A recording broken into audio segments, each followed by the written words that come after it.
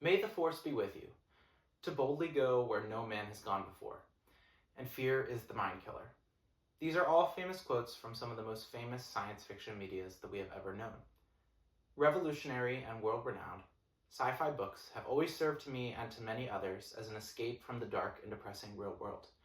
I mean, where else can you read about spaceships traveling light years in seconds? Weird space monks fighting with swords made of light, and in reference to my favorite sci-fi series, Dune, weirdly smart teenagers taking drugs in the desert and harnessing the power of thousands of year old worm gods to fight off other weird space freaks. Basically, what I'm saying is science fiction novels are bizarre and take us away from this rather boring world. Some of my favorites, like Dune, hit on the importance of tackling issues like breaking down the idea of the white savior complex, preach anti-colonialism, and put focus on the issue of systemic erasure of indigenous culture. So that begs the question, if science fiction authors do such a great job at breaking down and creating worlds where so many of our earthly issues are wiped away or burned out, why can't they write women well? Hi, my name is Sam of House Cabisa, fourth of my name, and today I'll be talking about the history of feminism in sci-fi novels in a little video I've entitled Bene, Gesserit, and Beyond, examining the failures and triumphs of feminist representation in sci-fi novels, as told through Frank Herbert's Dune. So before we can really jump into how Dune could be an example for both some very feminist and also some very misogynistic themes, let's look at some history of women in science fiction novels. Traditionally, science fiction has been considered a predominantly masculine field, which, through its focus on science and technology, naturally excludes women and, by implication, considerations of gender. To varying degrees over its history, however, science fiction has in fact functioned as an enormously fertile environment for the exploration of sociocultural understandings of gender. That is a quote from Helen Merrick on her chapter about science fiction and gender from the Cambridge Companion to Science Fiction. I think to gain an understanding about why women are often misrepresented, or as Helen says, naturally excluded, her writing really hits the nail on the head. In a world where men are and have been the dominant authority over the science and technology field, once writers take those scientific findings and then take them to the interstellar level, as they do in science fiction books, they are quite obviously going to up the level of exclusion and lack of representation and recognition that women get for their additions and findings in the science fiction and tech field. And in no way is that a justification for why women have been so horribly represented in science fiction novels and why women sci-fi writers have been overlooked for so long. Rather, I would say it's a solid jump point to launch ourselves into the understanding or some of the explanations behind the why. So that brings us into my next section about why women's rep in sci-fi books has sucked for so long and honestly continues to not be super amazing. And that's the fact that sci-fi writers often otherize women. So what do I mean by otherize? Well, Bethany Scatterini, who wrote a fabulous article on the history and issues of women in sci-fi, mentions this topic that influential sci-fi writer herself, Ursula K. Le Guin, really brought into the light. In her article, she talks about how often at the central core of so many sci-fi novels is the idea of self and other. And that's a key factor within these stories. So the self, as it will be, often takes on a heroic figure, most likely of the author's mind, normally represented by a human or character represented of the strong masculine ideals of heroes that we have. And the other would be an alien entity, which could be aliens, or could be some other form of a maternal representation, like Mother Earth. So here we already see another answer for our why. And it's that in a world under patriarchal control, women are already otherized, subjected to the male gaze as helpless, in need of saving, sexualized but not sexual, and for the pleasure of men. We see these ideals transferred directly over into sci-fi novels, which we have already established in a male-dominated field inspired by the workings of another already male-dominated field. So you might be thinking and asking yourself right now, 1, wow, that was a lot, and 2, am I looking too deep into this? Well, yes, that was a lot, but no, I am not, in fact, looking too deep and drawing wild conclusions, because I have proof. Pretty bizarrely, during the real boom of sci-fi novels in the 20s and 30s, men had a pretty bizarre trope and rather unimaginative plot that they just seem to keep going back to. That being that men have almost entirely disappeared from the earth, but women were still left. And of course, because in the minds of these sci-fi writers from the 20s and 30s, there's no way a society led in matriarchal fashion could ever succeed. The heroes of these books are men trying to save the world and from the surviving women. Gross.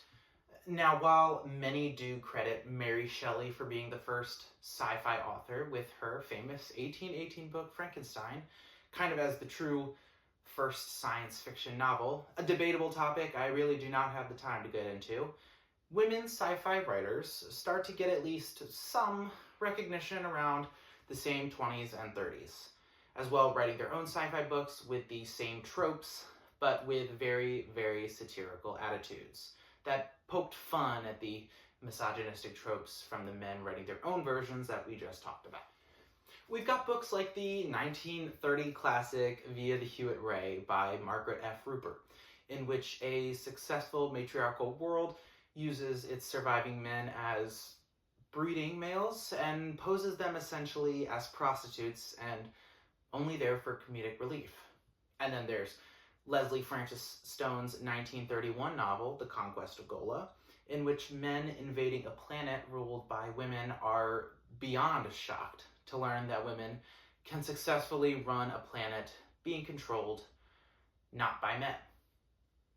But we also have some very emotionally dense novels, like the 1944 No Woman Born by C.L. Moore, in which a cyborg named Deidre, who is endowed with a feminine personality, but hyper-masculine physicality, all locked within a metal, humanless body, struggles with fitting and adhering to gendered roles and expectations she will simply never fit. Eventually, through the 50s, 60s, and 70s, we then start to see female science fiction writers also start to outwardly tackle issues like gender expression and a patriarchal society without really pulling any punches and with no over-your-head comedy to cover up their views.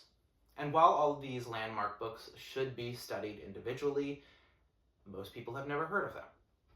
Which, as we know, falls right back into our earlier conversations about lack of recognition for women in the things like science and tech, correlating right back over to the fanciful literary versions of that world. And of course, it's important to recognize that this phenomenon of women science fiction writers struggling for recognition for their works and fighting for adequate representation in the science fiction field doesn't just stay within the United States. For example, I look to an interview from Worlds Without Borders with the writer of Folding Beijing, which is becoming a show later on this year, Tom Fay, in which she talks about her struggles with sexism and misogyny, most notably in Beijing as a science fiction writer. She also brings up a point that we don't highlight as well in the United States: the lack of education and encouragement of women to enter into higher schooling and take on the opportunities to become better writers.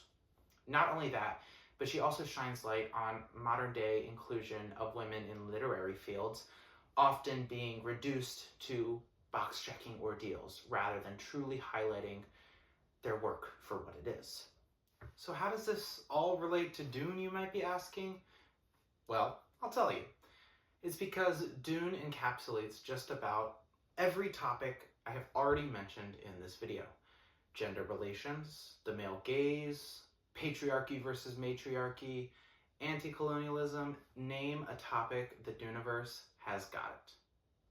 So, to preface, I will only be referencing the first Dune book, and also not including things from the most recent movie adaptations, because their mishandling of some of the most feminist characters in the whole series is another separate conversation that I could go on for days about. Also, I will mainly be looking at a faction of women in the Dune books known as the Bene Gesserit, but more on them later. So, it's important that I try to give an explanation of what Dune is and what its plot is before jumping into its feminist triumphs and failures. That being said, if I tried to give an accurate, in-depth description, we would probably be here all day.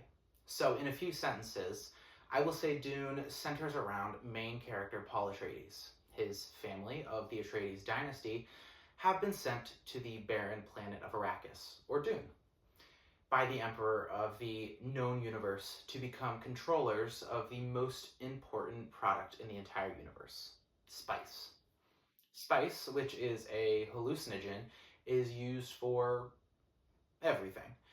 It extends people's lives, allows them to see in the future, and it even allows a faction known as the Spacing Guild to find safe pathways across the galaxy for travel. But of course, putting the Atreides on Arrakis was a big plot by the Emperor to get rid of them forever. So, with Paul as the last surviving man of the Atreides and his mother, both trying to survive on Dune, find the native people of the planet, the Fremen, Paul goes on a journey where he learns that he himself was bred by his mother and her faction of witches, the Bene Gesserit, to become what's known as the Kwisatz Haderach, a powerful godlike being helped by the installation of a fake prophecy to lead the Fremen to salvation and ultimately lead a religious jihad on the known universe, with him becoming the central deity. Yeah. And I promise, if you don't remember all of that, it's perfectly fine, because we will be focusing on the Bene Gesserit that I mentioned. And to save yourself from me explaining another large plot point, I'll use the words of Alt-Shift-X, a popular video essayist on YouTube who, in his hour-and-a-half long video, The Real Dune, does a really good job at breaking them down pretty concisely. So he goes on and says that the Bene Gesserit are an ancient mystical order of all women with highly trained minds and bodies. Their practice, which is inspired by Zen Buddhism, with meditation and contemplation to achieve inner balance, the Bene Gesserit can precisely control all their muscles and nerves, even their body's biochemistry and their reproductive systems. They have powerful memories and perception. They can read people's feelings through their words and body language. They can control people with the voice. They can fight in the weirding way, and they're basically ninja nuns. So why am I focusing on them? Well, not only do they just sound really cool on paper, but they also, from the shadows, control the entire Imperium through their influence. Frank Herbert, the author of the Dune series, was a known feminist. Now, this being said, he was a feminist in the 60s and a man. So to say all his representations were good and faithful to what we would consider modern-day feminist ideals would not be correct. But what we cannot overlook is how Herbert understood that women have power in the world, and the idea of the time that women were more emotional is not a deficit, but actually a strength. That being said, there are a few key aspects to the Bene Gesserit that I want to explore. The first being an ability of theirs known as the voice. The second being their use of feminine sexuality as a tool for change. And third, their role as advisors that challenge the seemingly patriarchal world of Dune.